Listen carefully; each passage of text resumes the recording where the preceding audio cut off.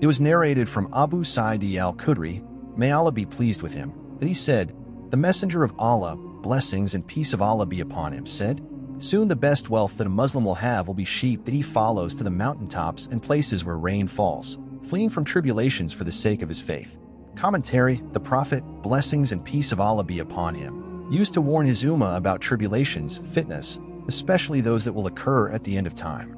In this hadith, the Prophet, blessings and peace of Allah be upon him, explained to the Sahaba, may Allah be pleased with them, that soon circumstances would change and tribulations would come, affecting all people and reaching everywhere. When that happened, the best wealth a Muslim could have at that time would be sheep. They are singled out for mention because their nature is quiet and tranquil, and there is blessing, barakah, in them, because the one who keeps away from people and tends sheep can eat their meat and the meat of their offspring, drink their milk, and make use of their wool for clothing and other things, and the sheep can graze on plants and vegetation in the mountains and drink from springs. These benefits and the option of going to mountainous locations are not found with anything other than sheep.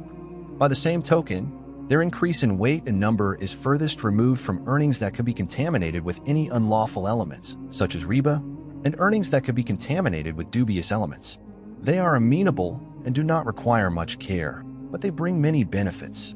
He can graze them and follow them to the mountaintops, which offer protection to the one who seeks refuge in them from his enemy. The places where rain falls are the bottoms of valleys and oases in the desert, because in such places one can find vegetation and water, so he can drink and give water to his sheep and let them graze on that vegetation. Thus he may flee for the sake of his faith, to avoid falling prey to those tribulations and seeking to save himself. For if he exposes himself to tribulations, he may not be able to save himself from falling into sin.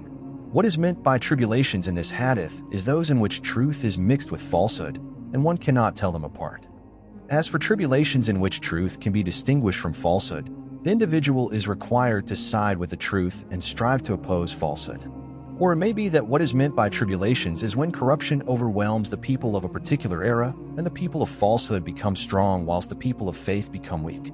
In that case, the one who remains there, where the tribulation is, will not be safe, so he should flee for the sake of his faith, because loss of faith cannot be compensated by anything.